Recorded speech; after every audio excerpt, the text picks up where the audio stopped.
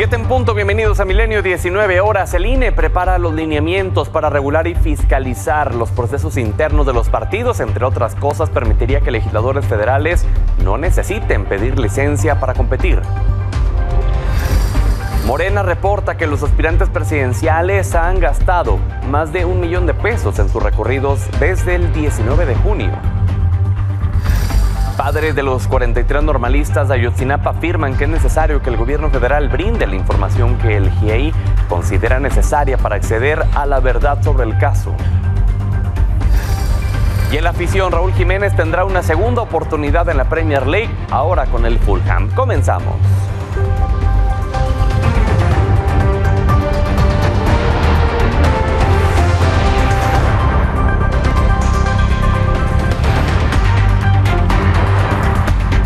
Gracias por brindarnos el honor de su sintonía. Comenzamos con la información de este miércoles 26 de julio.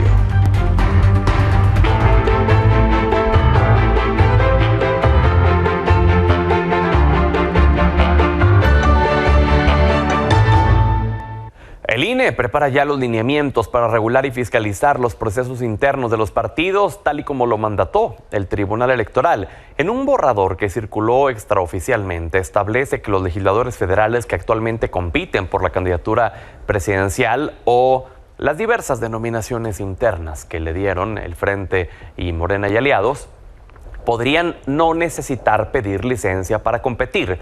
Y aunque primero proponía prohibir la promoción personalizada de servidores públicos en los eventos y que solo podían ir en días inhábiles, ahora sí se les permitirá ir en días hábiles, siempre y cuando no distraigan sus actividades legislativas. También se propone fijar como tope de gastos de los aspirantes en $34 millones por cada uno, y limita las aportaciones individuales hasta en $500,000. Conceptualiza como procesos políticos las actividades que han estado realizando los partidos en estos tiempos y como personas inscritas a los aspirantes. Se prevé la certificación de los elementos de propaganda colocada en vía pública como espectaculares y pinta de bardas, y que ordene su retiro inmediato.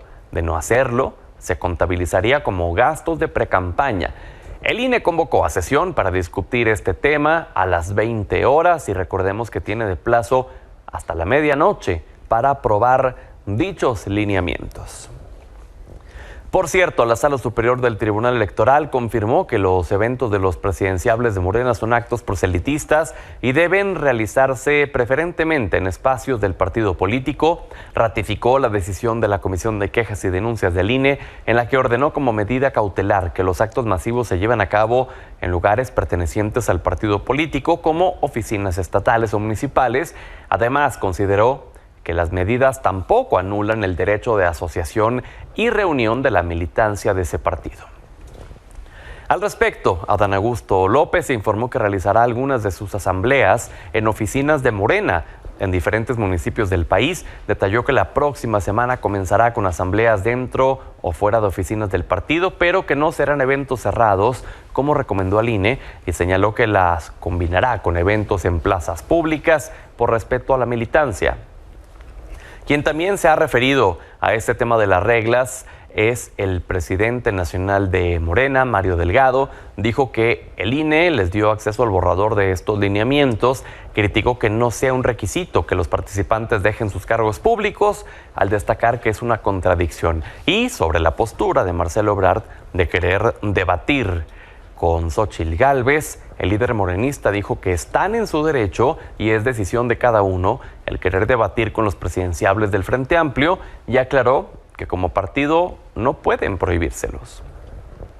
Por cierto, Mario Delgado presentó el segundo informe de gastos de los aspirantes en sus giras del 19 de junio al 23 de julio. Claudia Sheinbaum fue quien reportó más gastos en sus recorridos, con $1,823,000, seguido de Ricardo Monreal, quien sumó $1,639,000. En tanto, Marcelo Ebrard reportó un gasto total de $1,202,000. Por último, Adán Augusto López, quien recordemos renunció al financiamiento del partido, registró $1,166,000. Sobre esto, Mario Delgado aclaró que como persona física, Adán Augusto tiene un tope de gastos de $2.1 millones. Y hablando de los aspirantes presidenciales de Morena, ¿cómo les fue en su día 38 de recorridos? Armando Martínez nos cuenta.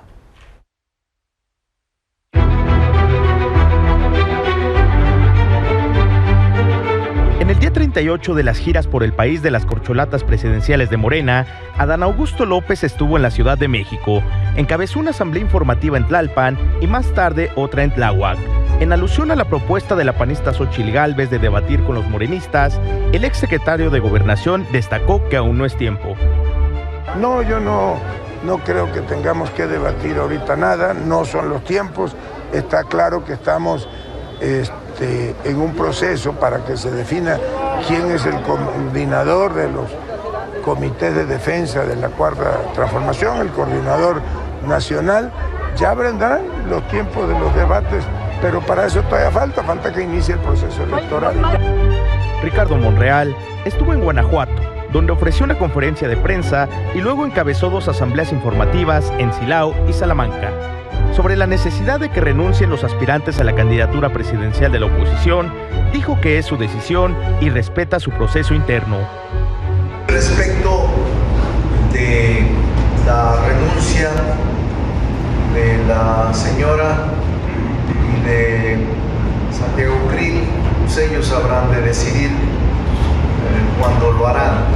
Nosotros internamente renunciamos, yo renuncié hace 1 mes y medio. Manuel Velasco acudió a Campeche, donde lo recibieron con elogios e incluso lo compararon con Ken al propósito del estreno de la película de Barbie.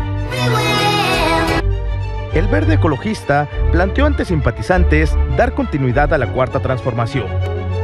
Estamos planteando seguir con las bases que ha implementado el presidente de México, pero elevarlas al siguiente nivel en los programas de bienestar, como es la titulación gratuita para los jóvenes universitarios, los paquetes de útiles escolares para las niñas y niños cada que inicie el ciclo escolar y los apoyos para las jefas de familia y para las madres solteras. Claudia Sheinbaum también estuvo en la capital del país, donde encabezó una asamblea informativa en la alcaldía Gustavo Amadero. El petista Gerardo Fernández Noroña no tuvo eventos públicos, solo una videocharla, y después viajó a Brooklyn, Nueva York, donde este jueves se reunirá con la comunidad migrante. Aprovechó para presumir que se tomó fotos afuera del centro de detención donde está encarcelado el exsecretario de Seguridad Pública, Genaro García Luna.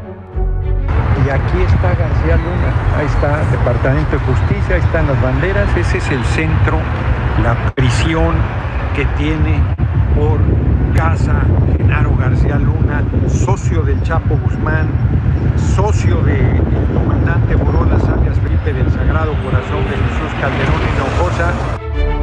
Mientras que el ex canciller Marcelo Ebrard no tuvo actividades públicas.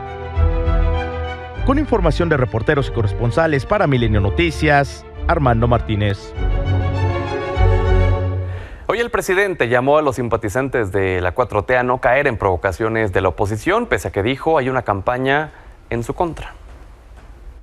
Decirle a la gente, al pueblo, a quienes simpatizan con la transformación de México, que no debemos caer en ninguna provocación. Serenos, morenos. Es cierto que la mayoría de los medios están en contra de nosotros, los medios de manipulación, porque pertenecen a la oligarquía corrupta que dominaba el país y pueden llegar a aturdir y a hacer dudar, pero no hay nada que temer.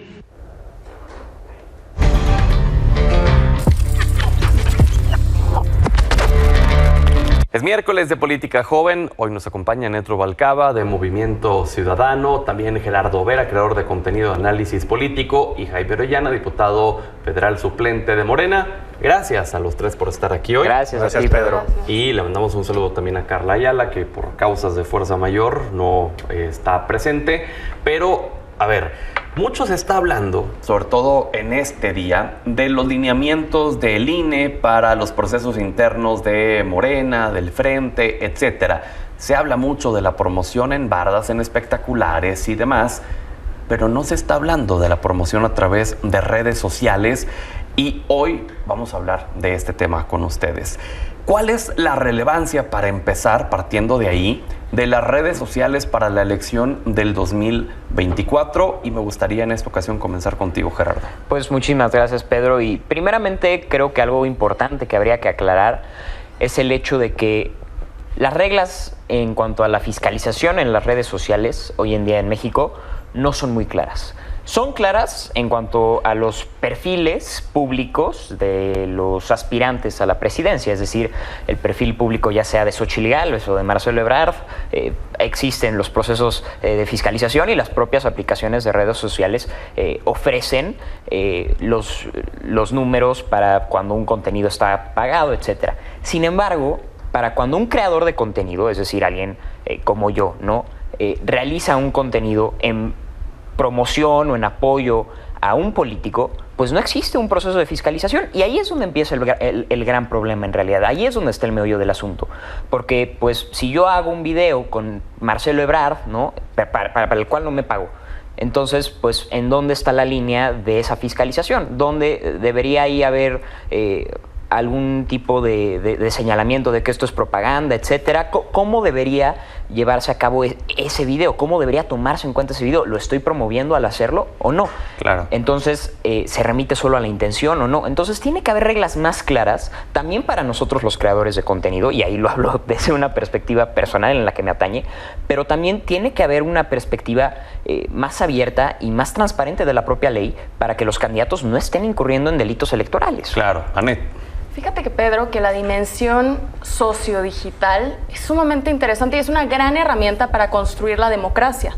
Como lo ha hecho Movimiento Ciudadano a través de las redes sociales, han apoyado, han aportado información, han hecho todo tipo de apoyos, de ayuda para las personas, pero al mismo tiempo estas herramientas digitales se pueden utilizar de una forma aterradora para poder violentar a través de redes de cualquier índole, sea Facebook, Twitter, ahorita con Threads.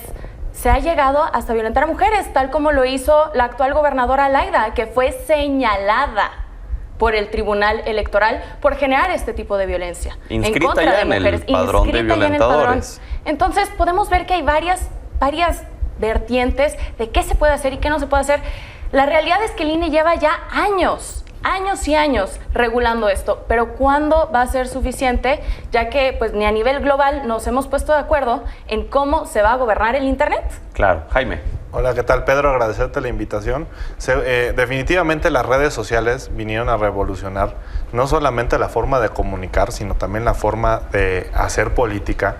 Y si bien es cierto, coincido en parte también con Gerardo en el tema de que no hay una forma clara de poder fiscalizar más allá de los perfiles públicos. Y esto es un tema que sí debería de poderse clarificar en el sentido de qué es propaganda, qué es simple publicidad, qué va más allá de, pues porque como decía Gerardo, a lo mejor puede hacer un video que es meramente para dar a conocer ciertos temas, pero a lo mejor habrá otros creadores de contenido que sí les pagan y que sí va aún más allá el tema de la publicidad que están haciendo. Y bueno, también tiene sus cosas positivas. Evidentemente, las redes sociales te dan un margen para conocer más al político desde su perspectiva ciudadana, porque un político de la vieja escuela a lo mejor solamente podías conocer cómo era en las calles, saludando a la gente, visitando una colonia, pero ahora puedes ver en tiempo real qué es lo que la gente dice de él, claro, si les está gustando o no, a qué segmento estás llegando, pero sobre todo y muy importante también el lado humano. Puedes saber qué le gusta, qué no le gusta y bueno, claro, eso también es importante. ¿Y cuál va a ser la relevancia, el impacto en las elecciones del 24? Vimos, por ejemplo, la última elección en Brasil, en donde se le apostó muchísimo por parte de los candidatos a las redes sociales. En México, ¿cuál va a ser el impacto, Gerardo, que tendrán las redes? Ese impacto me parece ya se está empezando a ver. Se vio también en otras elecciones a lo largo de Latinoamérica, por ejemplo en Colombia, ¿no? Que teníamos a Rodolfo Hernández, que era un candidato TikToker literalmente. Y pues vamos, Claudia Sheinbaum, Marcelo, Xóchitl Gálvez, sobre todo esos 3 perfiles, han tenido una presencia gigantesca en redes sociales, ¿no? Y han tenido videos virales y han sabido comunicarse con la gente. Ahora, ahí es donde entran los 2 problemas. Otra vez, tiene que haber reglas muy claras sobre los apoyos que se les dan en redes sociales, si esos apoyos constituyen una propaganda o si en realidad, no sé, un video, por ejemplo, mío, analizando al perfil más o menos en qué categoría debería de entrar, ¿no?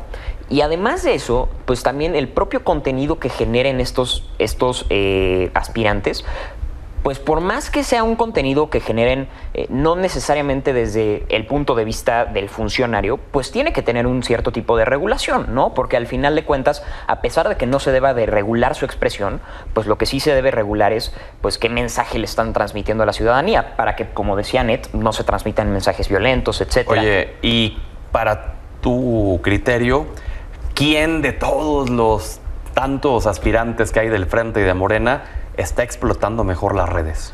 Yo diría que por el momento, otra vez, destacaría a Xóchitl Gálvez y a Marcelo Ebrard. Anet, para ti. Pues ¿Y puedes yo incluir a Movimiento Ciudadano? Considero a Morena y al Frente, que al final del día muchos de lo, no, pero mucho de lo que puedes, están haciendo. puedes incluir también a Marcelo. Claramente también. Tenemos a Colosio, claramente tenemos a Dante, que a pesar de ser un político ¿Dante? ya de edad avanzada, ha dejado de lado lo que ha hecho su generación. Pero Dante... y ha saltado a una nueva normalidad, que es comunicar a través de las redes sin ser un soso que dice, ay, yo voy a conciertos, o yo me declaro Swiftie. Por el amor de Dios, García. nadie Justamente eso hizo Samuel, lo que acabas de decir. Le creemos a los jóvenes porque son auténticos, porque ya no estamos tratando de esconder lo que muchos, porque no tenemos cola que nos pisen. Entonces, ¿un político de la vieja escuela que use redes no se le creería como por la generación claro o algo que así? sí, tenemos a Dante que está comunicando de una manera fabulosa, que está dejando de lado los discursos acartonados de los cuales ya todos estamos hartos. Consideramos spam y silenciamos esas cuentas que solamente están sacando al político que te habla con los ademanes más rígidos, por el amor de Dios. Jaime. Bueno, ahí sí yo difiero contigo completamente. Tendrá otras cualidades, pero el carisma en redes sociales pues no es una de ellas. Pero... ¿Para ti quién lo está haciendo mejor? No, Digo, Marcelo, definitivamente. Ya era obvia tu respuesta. Sí, pero te voy a decir por qué.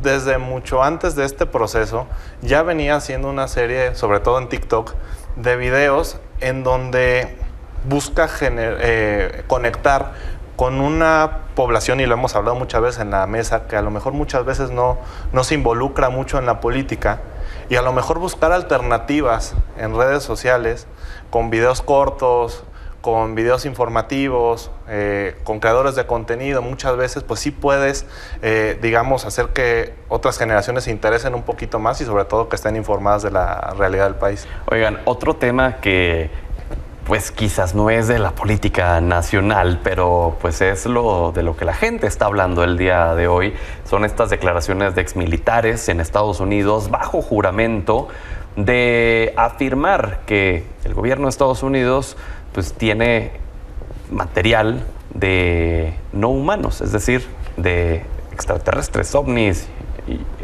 ¿Qué opinión les merece esto como jóvenes, Gerardo? Pues bueno, me recuerda un poquito a ese episodio distópico hace un par de meses, cuando el presidente de la República publicó la foto de los aluches, ¿no? No, a ver, dentro de toda seriedad, creo que el tema extraterrestre es un tema que se ha tratado poco en la política, pero que al final de cuentas es un tema interesante, ¿no? Y es interesante porque, pues al final de cuentas, ¿a quién le debería competir hacer una conexión con una vida alienígena más que al propio gobierno, ¿no?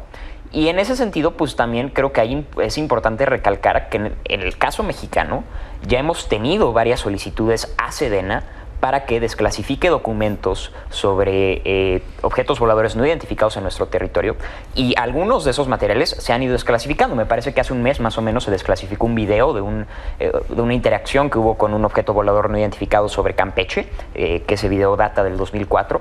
Entonces, lo interesante y lo que yo creo debería ser nuestro enfoque ahora es preguntarle también al propio gobierno mexicano, ¿tenemos nosotros conocimiento de vida que venga de otro planeta? Bueno, si no quisieron desclasificar la información de Ayotzinapa para el GIEI, pues bueno, Anet. Creo que es un tema muy interesante y lo podemos regresar a la política. Es correcto, casi 7 de cada 10 mexicanos creemos en la posibilidad de alguna vida extraterrestre, algo que vaya más allá. Es correcto, alrededor del 40% de la población estadounidense también lo cree. Pero hay que voltear a ver otra posibilidad. ¿Qué tal si esto únicamente es una cortina de humo? Vamos a voltear a ver la situación política que existe hoy en día en Estados Unidos. ¿Qué están tratando de esconder? Y tenemos que meditar en otro factor. Hace unos meses, seguramente lo recordará usted, estábamos hablando justamente de unos objetos no identificados que eran unos globos que estaban volando en el espacio aéreo estadounidense, que resultaron ser de algún otro país, que si estaban espiando o no estaban espiando, bueno, eso ya será cuestión para que resuelva otra persona, pero más allá de los aliens, ¿qué tiene que ver esto con nosotros? Jaime. Bueno, a mí sí me parece un tema muy interesante. Se hablaba de restos no biológicos, que eso a mí me da mucho a pensar de, declararon bajo juramento, pero creo que sí hay una diferencia en aclarar qué es esos restos no biológicos, porque podríamos estar hablando desde bacterias y plantas a una, digamos, vida ya alienígena. Más, sí, con conciencia o a lo mejor superior a nosotros, etcétera. Y creo que eso sí sería bueno que saliera a la luz pública, pues para saber pues a qué nos estamos enfrentando, o qué tanto se sabe, porque se habla que es una información de muchos años, incluso de décadas, las que se vienen documentando. Y bueno, pues eso es lo que yo tendría que decir. Muy bien. Que nos explicaran. Pues bueno, pues ya... Alguien me explique. Sí. Ya estaremos platicando de esto más adelante. Gracias a los tres por estar aquí hoy. Gracias. Muchas gracias. Vamos a una pausa, no le cambie, quédese aquí.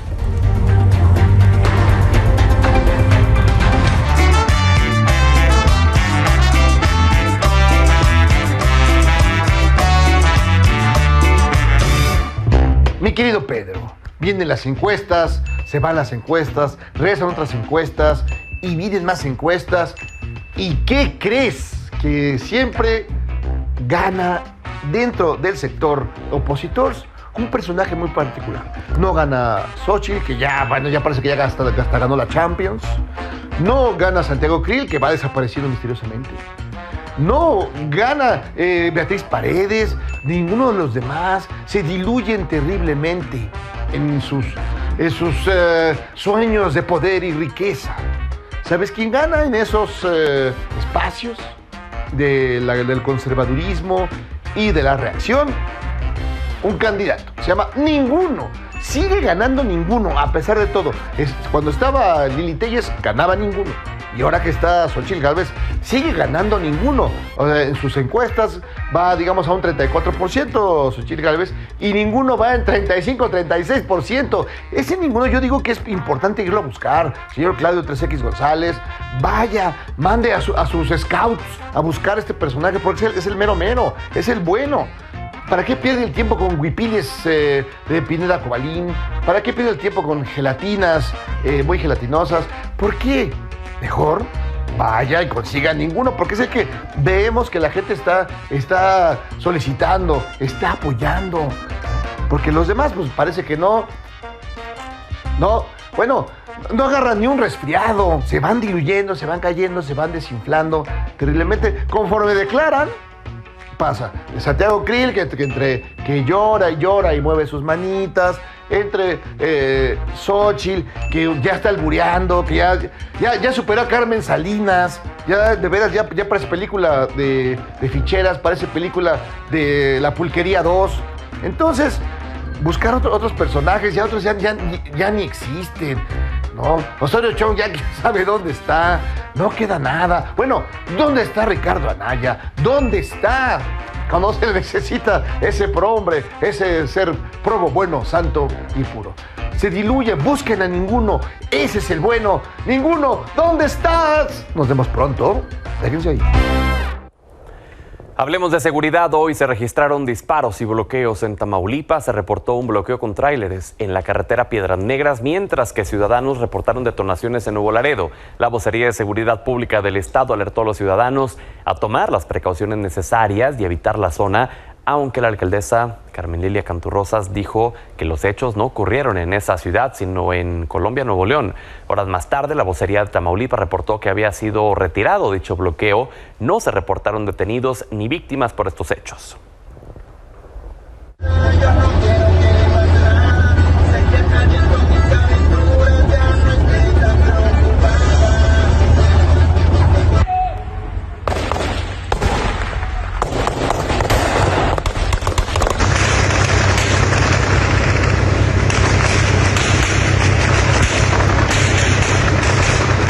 Y esta mañana se registró un quinto enfrentamiento entre fuerzas de seguridad de Coahuila y militares contra civiles armados en el municipio de Hidalgo. Autoridades confirmaron el fallecimiento de un elemento de la Policía Civil, además de que otros 4 agentes resultaron lesionados. El gobernador Miguel Ángel Riquelme dijo que se mantiene una coordinación con los estados de Nuevo León, Tamaulipas y con la 4ª región militar para implementar operativos de búsqueda que permitan la ubicación de los sujetos armados que causaron la muerte del elemento.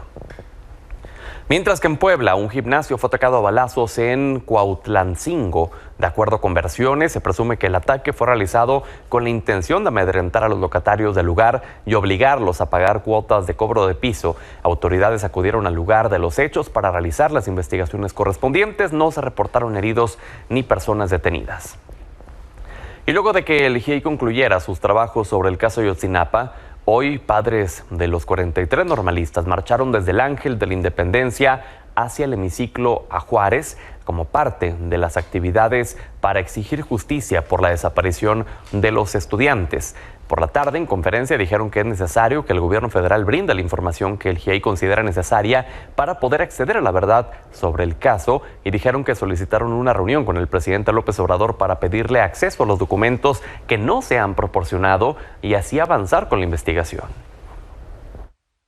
Que nosotros estamos completamente convencidos de estas líneas de investigación que nos ha dejado el GIEI. Para nosotros es fundamental seguir las líneas de investigación de este informe. Creemos que es llegar a la verdad, tenemos la esperanza de poder llegar a la verdad con este informe.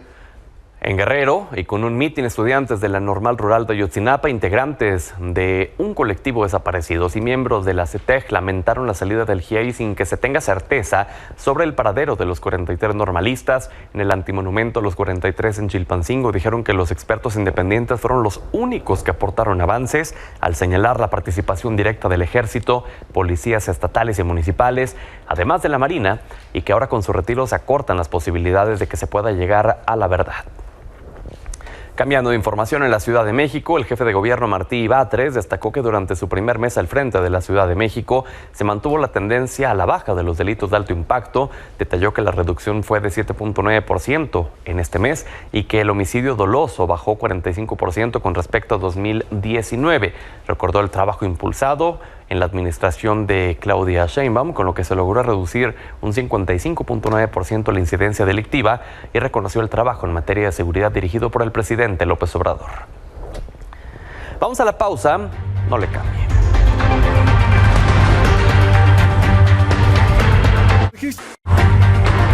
En Estados Unidos este miércoles, 3 militares retirados comparecieron ante un subcomité de la Cámara de Representantes sobre los objetos voladores no identificados, donde aseguraron que las autoridades locales han detectado ovnis en el espacio aéreo desde hace décadas. Además, uno de ellos afirmó que se tiene posesión tanto de naves de origen extraterrestre, sí, lo escuchó bien, como de los restos de sus ocupantes, y que también tienen un programa para estudiar dicha tecnología e intentar reproducirla. Y tras estas declaraciones, el Congreso emitió una petición al gobierno de Joe Biden para entregar un informe sobre este tema.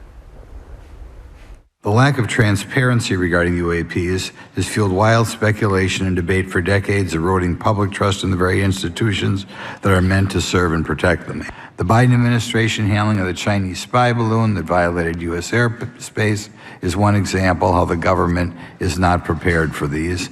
If we are to advance oversight and public disclosure, we must also gain the broad support of the public. Y siguiendo con Estados Unidos, un grupo de congresistas republicanos han advertido con solicitar un juicio político contra Joe Biden por presuntos delitos financieros. Pero ¿cómo podría ser este proceso en caso de admitirse la denuncia? María Fernanda Castañeda nos cuenta.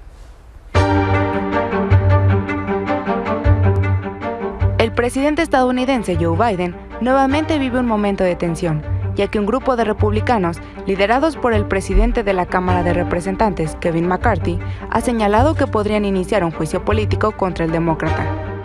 Esto se deriva luego de que un informante del FBI revelara que durante el periodo de Joe Biden como vicepresidente, junto a su hijo Hunter Biden, recibieron $10 millones de sobornos por parte de un socio ucraniano para esquivar una investigación de corrupción.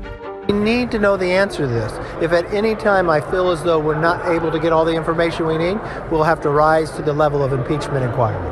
Aunque la Casa Blanca no se ha pronunciado al respecto, el tema podría cambiar el rumbo de las próximas elecciones. Y es que el juicio político, también conocido como impeachment, ha servido como un contrapeso para evitar abusos de poder por parte del Ejecutivo. Este proceso puede ser iniciado a través de una denuncia ante la Cámara de Representantes contra el presidente en turno por soborno, corrupción u otros delitos graves. Si la investigación es admitida por la mayoría simple, equivalente al 51%, el caso es trasladado al Senado, que se convertirá en un tribunal y el juicio será presidido por el presidente de la Corte Suprema de Justicia. Los miembros de la Cámara de Representantes actuarán como fiscales acusadores y los senadores conformarán el jurado, mientras que el acusado podrá tener acceso a sus abogados defensores.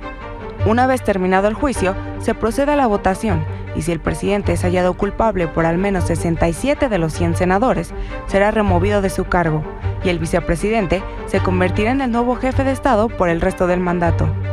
De los 46 presidentes que ha tenido Estados Unidos, solo 3 se han enfrentado a un impeachment.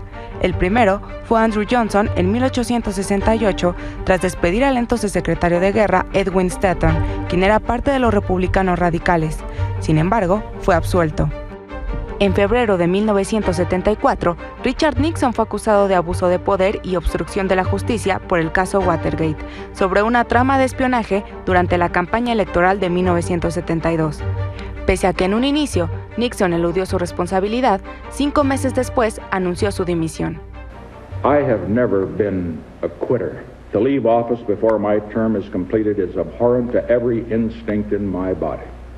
But as president, otro expresidente que logró evitar su destitución fue Bill Clinton, luego de que en septiembre de 1998 el abogado Kenneth Starr lo denunciara ante el Congreso por 11 delitos, entre ellos perjurio y obstrucción a la justicia relacionados al presunto escándalo sexual con la ex becaria de la Casa Blanca, Mónica Lewinsky. Aunque en diciembre de ese año los congresistas votaron a favor de un juicio político, Clinton fue absuelto por el Senado.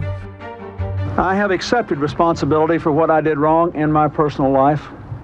I hope there will be a constitutional and fair means of resolving this matter. Para Milenio Noticias, María Fernanda Castañeda.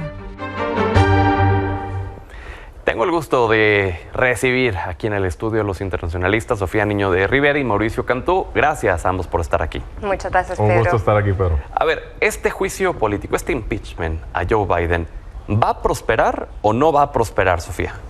Mira, yo te diría que es muy poco probable que esto vaya a proceder y en caso de que llegara a llevarse a cabo este juicio de destitución, realmente Joe Biden te puedo decir que va a salir favorable. ¿Por qué? Porque estamos viendo que lo están utilizando más como un arma política que como lo que realmente es, que es un recurso jurídico constitucional que se utiliza hasta dentro de última instancia cuando un presidente, un vicepresidente o cualquier funcionario público comete algún delito grave, alguna falta por traición o por soborno. Recordemos que tenemos el precedente con el expresidente Donald Trump, donde 2 veces estuvo sometido a este juicio de impeachment, una por abuso de poder y otra por la supuesta instigación en la insurrección del Capitolio.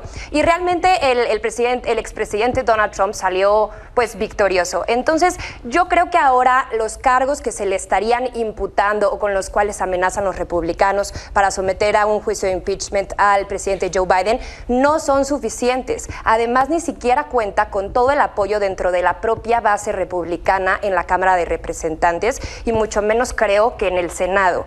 Ahora lo que estamos viendo es que simplemente el caucus de Libertad, que es esta ala de extrema derecha de la Cámara de Representantes, es quien está apoyando a Kevin McCarthy, el líder de la Cámara de Representantes. Pero si esto llega a evolucionar al Senado, realmente va a ser muy poco probable, porque ahí la mayoría lo tienen los demócratas, que esto evolucione o escale a una destitución del presidente Joe Biden. Mauricio.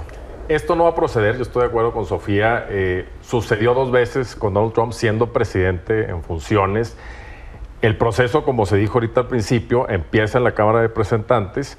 Si se vota de que sí hay elementos suficientes para que se conforme un jurado que preside el presidente de la Suprema Corte de los Estados Unidos ante los 100 senadores y senadoras, pues ya decidirán con la mayoría calificada, 2/3 partes, es decir, 67 de los 100, lo cual no va a suceder por lo que acaba de decir de la mayoría demócrata, y como no sucedió tampoco en las 2 veces, que es el único presidente de la historia de Estados Unidos que ha sido 2 veces y solo en 4 años. Ni siquiera se religió Trump y fue, pues procedió el juicio político en la Cámara de Representantes en 2 ocasiones. Lo que sucede aquí, Pedro, es que se está utilizando de manera mediática porque ya vienen las elecciones en el 24 en Estados Unidos, al igual que nosotros. Y allá obviamente pues el Partido Republicano también está dividido entre la fracción que apoya a Donald Trump y la fracción que no quiere que regrese en una aspiración presidencial. Y que apoya a Ron DeSantis y a otros. Exactamente, apoyan a otros que no son aliados de Trump. Entonces yo le veo una prácticamente nula posibilidad de que prospere jurídicamente, porque sí es un recurso constitucional de los Estados Unidos, pero se está utilizando como un arma política mediática, dado que ahorita pues se le está acusando no como un juicio político, porque ya Donald Trump no es funcionario público, pero sí se le está acusando en una corte, y por eso quieren desviar la atención hacia Biden, hacia estos cargos que todavía ni siquiera procede en el subcomité de la Cámara de Representantes. O sea, no ha avanzado, vaya. Oye, Sofía, pero ¿no se está sobreutilizando, no se está explotando de más este recurso del impeachment? Claro, justamente como comentábamos al principio de este bloque, sería la quinta vez en la historia que un presidente se sometiera a esto, pero en pocos años sería el tercero. Entonces, realmente claro que se está perdiendo la esencia de lo que realmente es, jurídicamente hablando, un juicio de impeachment. Definitivamente es una estrategia que los republicanos están utilizando contra Joe Biden, porque lo que quieren es hacer como una similitud en la conducta que tiene Trump contra Biden, porque seguramente van a ser los contendientes políticos de cara a las elecciones en 2024.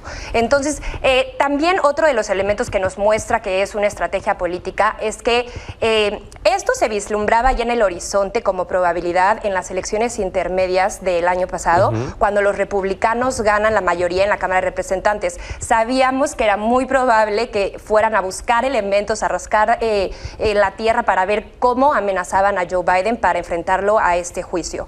Sin embargo, pues se están dando cuenta que no hay muchos elementos. En el camino, tanto era que no tenían elementos, que estaban pensando en someter a un juicio de impeachment al fiscal general y también al secretario de Seguridad Nacional. Entonces, vieron que no tenían por qué someter su capital político en estos 2 funcionarios públicos y deciden ir contra Biden. Pero, Mauricio, ¿qué no? Pues todo el mundo tiene en Estados Unidos el concepto de que Sleepy Joe y que no trae con qué para el 24 y que sea Donald Trump o sea Ron DeSantis, le van a ganar. ¿Esto podría ser una muestra en que sí hay posibilidades reales para que Biden continúe otro mandato más y le ganen los republicanos? Bueno, mira, el proceso político en Estados Unidos electoral permite que inclusive los demócratas postulen a otro candidato que no sea Joe Biden. O sea, se puede. Tiene que pasar una interna. Exactamente, en las primarias.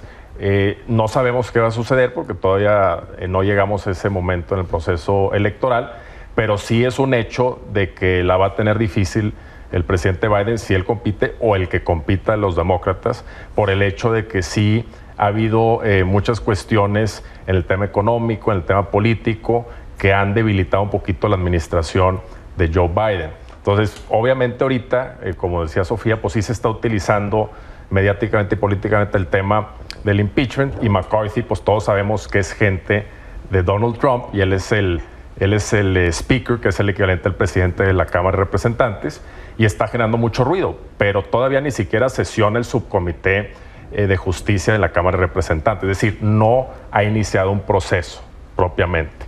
Y obviamente pues hay que estar atentos, porque lo que sucede en Estados Unidos, y les voy a decir un dato también importante, no solo político, económicamente también nos puede repercutir. Más allá del impeachment, se vienen las elecciones, puede haber una inestabilidad política en Estados Unidos que provoque que en los mercados pues haya desconfianza, y eso puede inclusive fortalecer más al peso. Si de por sí ya la paridad está el peso muy fortalecido, puede inclusive fortalecerse aún más de aquí al 24. Sofía, ¿cuál es tu análisis del panorama rumbo al 24 de Estados Unidos? Digo, contra Biden, como decía Mauricio, habrá una primaria, pero realmente no hay contendientes fuertes contra el propio Biden. Pues no, los que están sonando ahora del lado demócrata es Marianne Williamson y Robert Kennedy. Entonces, realmente no son figuras protagónicas, no al grado, por supuesto, de Joe Biden. Creo que a pesar de que los índices de aprobación de Joe Biden son muy bajos, es normal que un presidente en turno y en funciones tenga estos bajos índices de popularidad. Creo que Biden va a capitalizar el tema de que ha aumentado tasas de empleo, de que se ha reactivado la inversión extranjera, y pues justamente por eso estamos viendo que los republicanos están tratando de alzar muchísimo la figura de Trump, sobre todo frente a figuras como Ron DeSantis, que ya están debilitándose un poco, pero pues ahora sabemos que la dupla en estas elecciones de cara al 2024 seguramente van a ser nuevamente Donald Trump y Joe Biden. Pasando a otro tema, que lo veíamos al inicio de este bloque, comparecieron 3 personas del Ejército, de la Fuerza Aérea, de la Marina de Estados Unidos, bajo juramento. Mencionaron que hay en propiedad del gobierno de Estados Unidos pruebas no biológicas, incluso hasta partes de naves y demás. Mauricio, ¿qué análisis te da esto? Bueno, primero hay que partir de que no hay pruebas aún, o sea, son testimonios de militares retirados del Ejército y de la Marina. Pero bajo juramento. Bajo juramento, claro que se tiene que tomar en serio. A mí que me apasiona la historia, pues en el 57 vimos lo que sucedió en Nuevo México, en Roswell, donde muchos ciudadanos vieron pues que cayó una aeronave que parecía pues extraterrestre.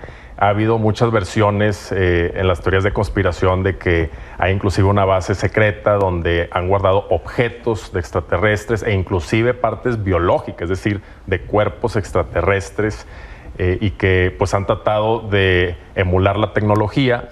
Pero yo sí quisiera ser muy responsable y decir, bueno, no hay pruebas aún que comprueben estas teorías. Hay muchos testimonios y obviamente hay que tomarlos en cuenta, pero sí hay que ser cuidadosos pues ya de hacer afirmaciones de que el gobierno de Estados Unidos tiene naves extraterrestres, que inclusive ha habido versiones en los últimos 20 años de que el internet, radares y otras cuestiones tecnológicas fueron copiadas de tecnología extraterrestre.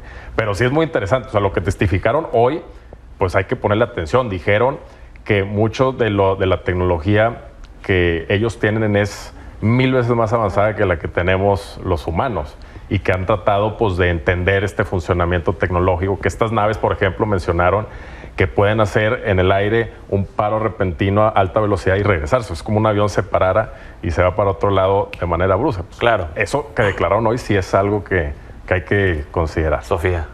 Sí, definitivamente es algo que creo que nunca habíamos visto, al menos no en esta instancia, por ejemplo, en el Capitolio, en la Subcomisión de Seguridad. Estos testimonios, como tú comentas, Pedro, fueron bajo juramento. Es decir, si estos 3 exmilitares que declararon todas estas cosas están mintiendo, es un delito muy grave bajo la jurisdicción en Estados Unidos. Independientemente de lo que ellos hayan declarado, yo te diría que este tema que realmente siempre ha estado políticamente bajo la alfombra, ahora podemos ver que la audiencia surge en este contexto de lo que acabamos de platicar, del posible juicio de impeachment a Joe Biden, perdón. Entonces no podríamos descartar que esté sirviendo como una cortina de humo o como chivo chivo expiatorio para distraer la atención de este posible impeachment. De cualquier manera, yo creo que está bien que se pongan sobre la mesa este tipo de temas, porque en caso de ser cierto, es responsabilidad del Pentágono y del gobierno de Estados Unidos, pues digamos, no tener clasificada este tipo de información y tomar medidas al respecto, porque estos 3 exmilitares no solamente describieron estos avistamientos, sino que dijeron que era un problema muy grave para la seguridad nacional en Estados Unidos. O, en caso de que sea mentira, pues también pues bajarle un poco el nivel y hacer unas declaraciones mucho más responsables que no tienen ningún bien y al contrario pueden causar mucho pánico entre la población, ¿no? Estas especulaciones falsas. Nos queda ya poco tiempo, pero concluyo con un planteamiento que realizaron los jóvenes en la mesa anterior, que decían, bueno, esto sucedió en Estados Unidos, le pidieron al gobierno de Estados Unidos que entregue esta información, ¿por qué no le pedimos a México que también entregue la información que tenga sobre este tipo de avistamientos, que la Sedena pueda tener la información? Mauricio, ¿qué opinas al respecto? Yo opino que sí a todos los gobiernos del mundo, porque no es como que si hay ovnis, pues nada más van a estar aterrizando o haciendo contacto en el territorio norteamericano. Pues también pudieran hacerlo en México, en Alemania, en Europa. Obviamente, sí, o sea, yo creo que si es que ha habido pues objetos que se han recuperado de choques de naves extraterrestres, pues la ciudadanía tiene que saber definitivamente. Pero sí me gustaría pues remitirnos a pruebas, porque a final de cuentas pues los testimonios, pues hay cientos de miles de militares y pues están testificando 3. Entonces yo diría, bueno, hay que tomar en consideración lo que se dijo, que se haga las investigaciones y que el gobierno, pues si tiene alguna información reservada, y no de ahorita, puede ser histórica de los 50, pues que la presente. Sofía, y contigo concluimos. Pues sí, efectivamente, el gobierno estadounidense declaró hoy, justo en esta audiencia, que tiene más de 680 casos que está investigando. Entonces, creo que es una cuestión, como comenta Mauricio, donde en un mundo tan globalizado y al ser un tema transversal para todos los, no solo países, sino ciudadanos del mundo, debería de juntarse la ciencia en todos los países para trabajar e investigar si efectivamente todas estas declaraciones son ciertas y a qué nos estamos enfrentando. Sofía, Mauricio, gracias por haber estado con nosotros. Gracias, Pedro. Por la invitación, Pedro. Vamos a la pausa, ya regresamos. Hablemos de negocios. La Reserva Federal de Estados Unidos elevó nuevamente su tasa de interés. Además, hay noticias sobre la encuesta de ingresos y gastos de los hogares que emitió el INEGI. Axel Sánchez, cuéntanos. Hola Pedro, así es, muy buena tarde. Justamente hoy la Reserva Federal de Estados Unidos dio a conocer que incrementó en 25 puntos base su tasa de interés, la cual ya se ubicó en un rango de 5.25 y 5.5%, lo cual es el mayor incremento que reporta la Fed en 21 años. Cabe destacar que esto impulsará aún más a la moneda mexicana, puesto que debido a que hay una mayor presión sobre los activos en Estados Unidos, principalmente a la moneda, esto hará que cada vez los inversionistas apuesten por activos de mayor largo y de mayor riesgo, y eso hace que la moneda mexicana tenga un mayor nivel. Justamente hoy cerró la moneda mexicana en un nivel de 17 pesos para ubicarse en 16.84, lo cual es una baja de 0.46 pesos a lo que reportaba ayer, pero se espera que pueda llegar incluso a niveles de 16.70 pesos por dólar, Pedro. Por el otro lado, pues también el INEGI dio a conocer los datos de la Encuesta Nacional de Ingresos y Gastos de los Hogares 2022, donde se mostró que los incrementos en el salario mínimo y el apoyo tan importante que han representado los programas sociales por parte del gobierno ayudaron que las familias más necesitadas incrementaran en 18% sus ingresos económicos durante este año. Por dejarlo claro, las familias que se ubican en el primer decil, que es las familias de mayores necesidades, obtienen al mes 4.470 pesos. Esto quiere decir que es mayor a los 3.777 que tenían en el 2020. Esto es porque el ingreso, tan solo por su trabajo, derivado de los incrementos al salario mínimo, se disparó en 57.8%, mientras que los programas sociales, los mismos que se han ido incrementando, se dispararon en un 51.8%, Pedro. Y esto hace que reciban más las familias que más lo necesitan. Muy bien, Axel, gracias por la información. Una excelente tarde.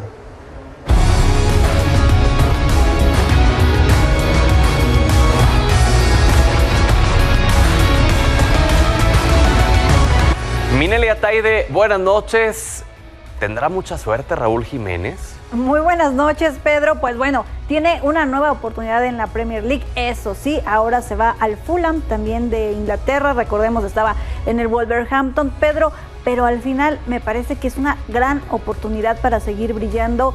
Recordemos que la última etapa de Raúl Jiménez no ha sido tan positiva, no ha vuelto al nivel que le conocimos justamente cuando llegó al Wolverhampton después de esa fractura de cráneo que sufrió y que lamentablemente incluso también le afectó en selección mexicana porque era el goleador del tricolor y a partir de ahí desapareció, Pedro. Le siguieron dando oportunidad tanto en selección como en el Wolverhampton y al final realmente pues, no funcionó en ninguno de los dos equipos, hay que mencionarlo como es. Tiene una segunda oportunidad con un equipo también que es de media tabla, ¿no? En la Liga Premier, pero que sin duda alguna, pues bueno, le abre las puertas para seguir en el fútbol en pues, el máximo nivel, ¿no? En esta situación. Así es que esperemos que le vaya muy bien a Raúl Jiménez porque yo creo que sí es la última oportunidad, Pedro. Sí, a ver, y yo te decía, tendrá mucha suerte porque luego de las actuaciones recientes, no de la historia de cuando llegó al Wolverhampton, de esa época dorada que tuvo, sino de lo reciente, la actualidad, de cómo está hoy en día, pues la verdad yo creo que se esperaba hasta que pudiera llegar a volver hasta la Liga MX, ¿no?